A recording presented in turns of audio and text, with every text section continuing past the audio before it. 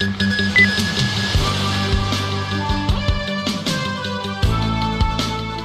MTR to pay $8 million as penalty for its major service breakdown in October. A research group says the government downplayed brownfield sites as a land supply option. And media reports say a third Canadian is being detained in China, but the Foreign Ministry in Beijing denies any knowledge.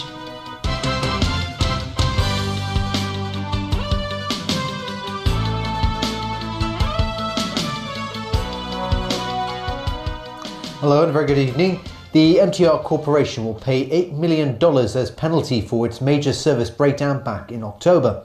The railway company has submitted an investigation report to the government, confirming the cause of the failure that affected the 4 rail lines and thousands of morning rush hour commuters. Christy Leung has our top story tonight. 4 major MTR lines were paralysed for a total of 6 hours on October 16th. During a closed-door media briefing today, the MTR Corporation proposed to calculate the penalty on the basis of 4 incidents. The longest service delays on the 4 MTR lines range from 61 to 114 minutes. Under the current mechanism, the penalty for each incident will be $2 million, so the total penalty will add up to $8 million. The MTRC has already set aside the amount, which will be used as concessions to passengers next year. Michael Tian, chairman of the Latch Coast Transport Panel, found the penalty heavy. Still, he proposed a fairer way to calculate the penalty, when that's based on the passenger kilometers the MTRC has failed to deliver during the disruption. The investigation report also explained what actually went wrong on October 16th. It said the signaling systems of the 4 MTR lines were provided by 2 firms involving 2 designs with different software counter reinitialization arrangements. One of the designs can automatically reinitialize before the system reaches its ceiling figure, while the other has to be reset manually. So when the 2 systems are connected, issues may arise.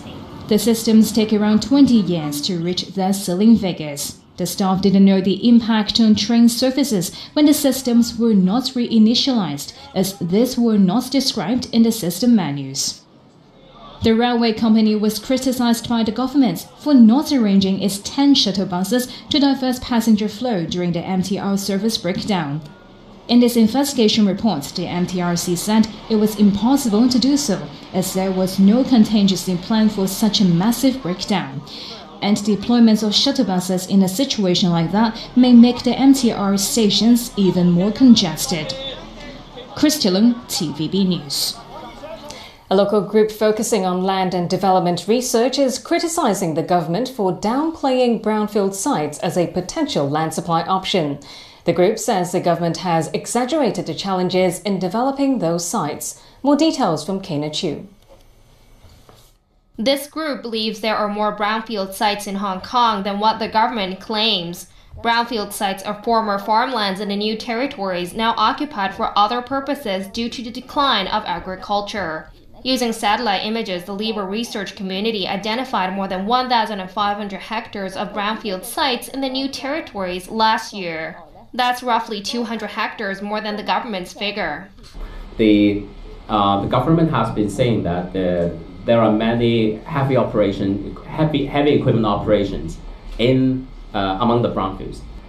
There are around only 4.1% of them are actually involving heavy equipment operations. That means the rest of the majority of the brownfield are actually quite easy to be relocated.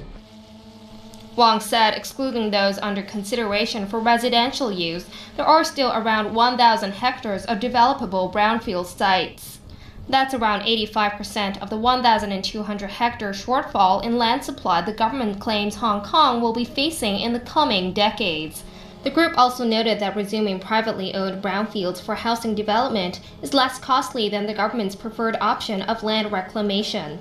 The research group urged the government to conduct a freezing survey to assess the nature of brownfield operations to facilitate their future relocations and to stop the proliferation of new sites. Kena Chu, TVB News. The Urban Renewal Authority may announce by the end of the month pricing details for its first project under the government's starter home scheme. Each of the flats on offer in To Kwa Wan may cost the buyer up to $7 million at 62% of the market price. Only Hong Kong permanent residents who are first-time home buyers are eligible for the starter home scheme flats. Despite the price discount, the flats on Ma Tau Wai Road and Chun Tin Street will cost around $3 million to $7 million each. The project will provide 450 new homes ranging from 260 to 500 square feet in area. There will not be any adjustment to the selling price, even if there are changes to the market price after the sale of a flat. Another Canadian is reportedly being detained in China. If confirmed, that would be the third Canadian being held on Chinese soil since the arrest of Chinese tech giant Huawei's chief financial officer in Vancouver. I've not heard about the situation you mentioned. That's how Chinese Foreign Ministry spokeswoman Hua Chunying responded when she was asked about the missing Canadian this afternoon. Without mentioning the person's identity, Canada's National Post newspaper broke the news that a third Canadian citizen is being detained in China. Global Affairs Canada, the country's diplomatic arm, reportedly did not suggest the detention is linked to the recent arrest of Meng Wanzhou in Vancouver. Meng is the daughter of Huawei's founder and chief financial officer at the telecommunications firm. The 46-year-old was arrested while in transit at Vancouver International Airport earlier this month after US officials alleged Huawei was trying to use banks to evade sanctions against Iran and move money out. She's now released on bail. China has detained 2 Canadians in an apparent bid to pressure Canada not to extradite Meng to the United States. They are former diplomat Michael Kovrig and businessman Michael Spavor.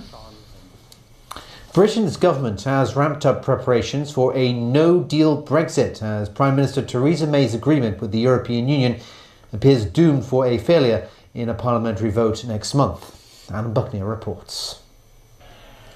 With just over 100 days until Britain is due to leave the EU, Theresa May has yet to win the support of a deeply divided Parliament for the deal she struck with Brussels last month.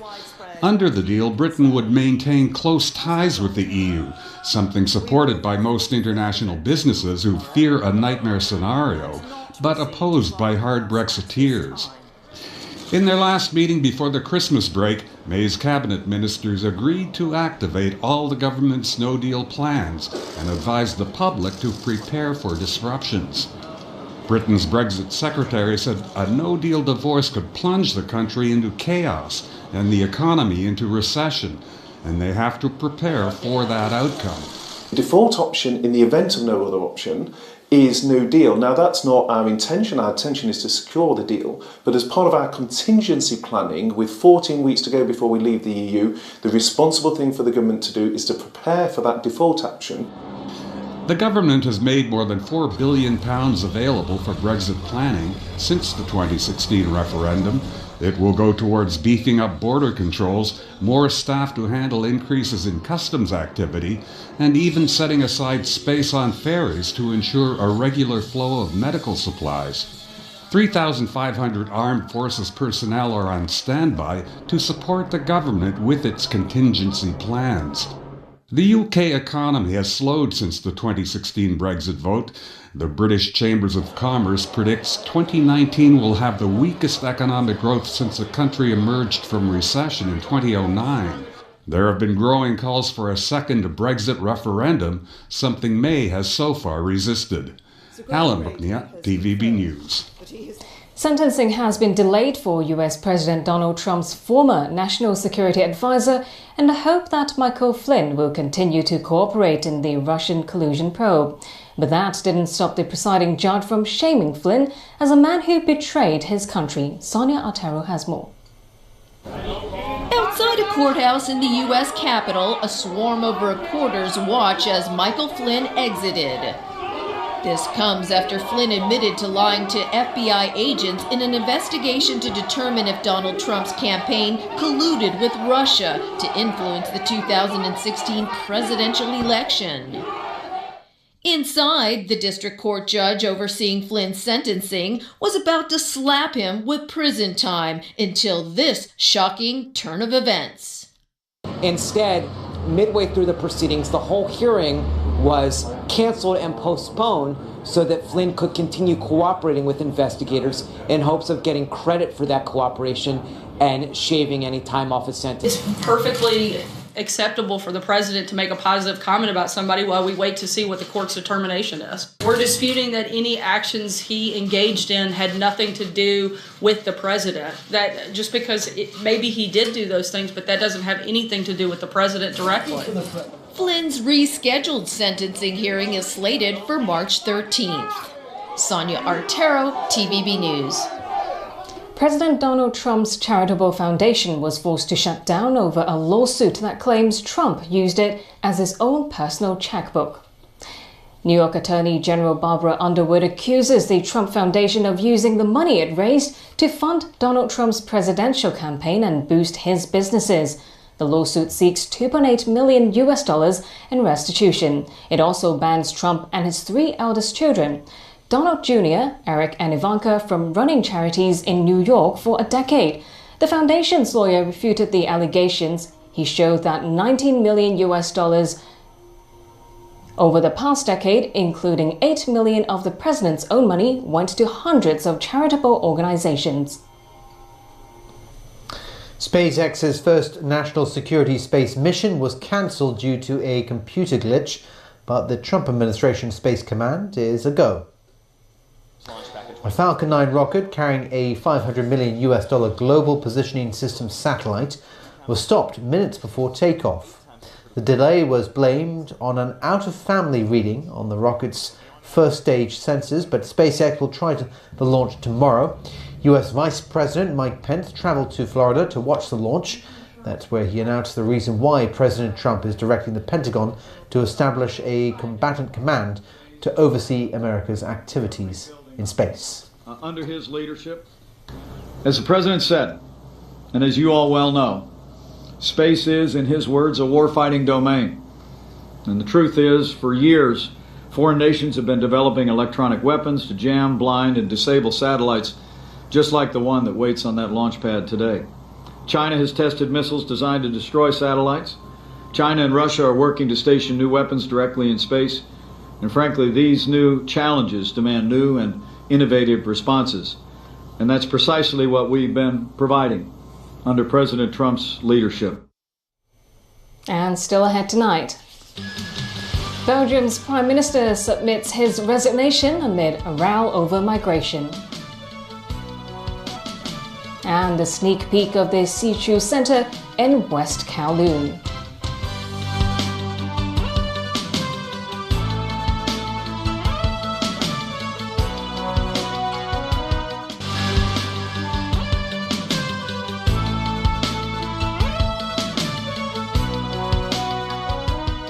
And a warm welcome back to TVB News. Belgian Prime Minister Charles Michel submitted his resignation yesterday. It came amid pressure on his government after the biggest coalition party quit over his support of a United Nations compact on international migration. Michel said he was ready to work with the opposition on reshaped government plans and his budget, but his overtures were rejected.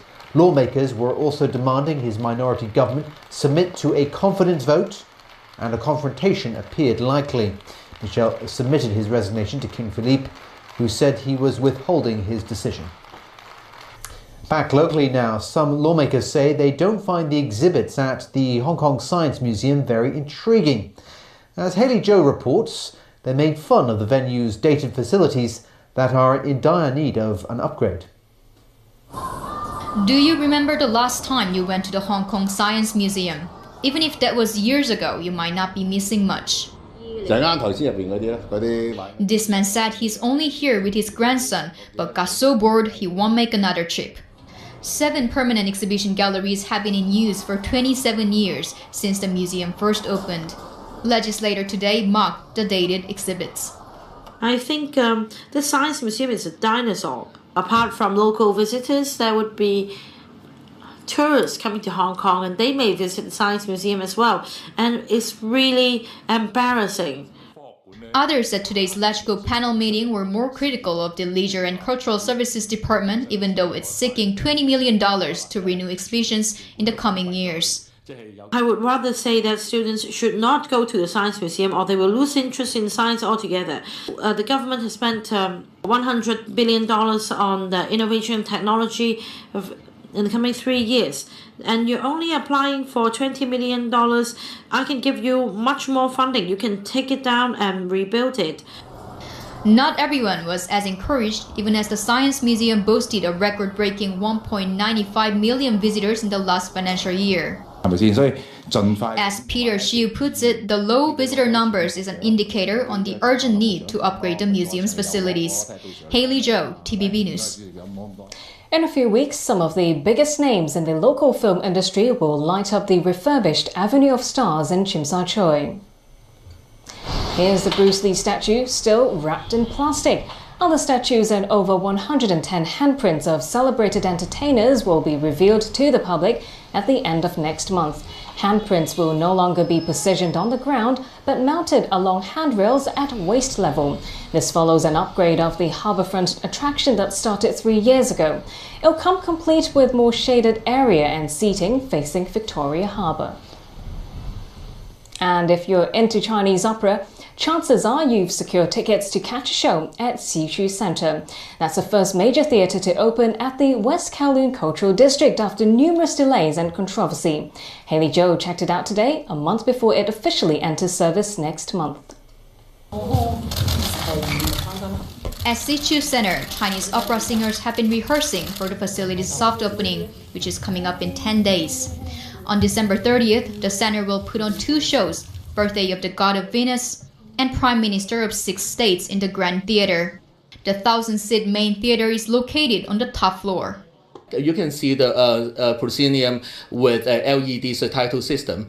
We will present shows and performance with English and Chinese subtitle. It can display different kind of colors and pattern, which is a new feature for this kind of theater.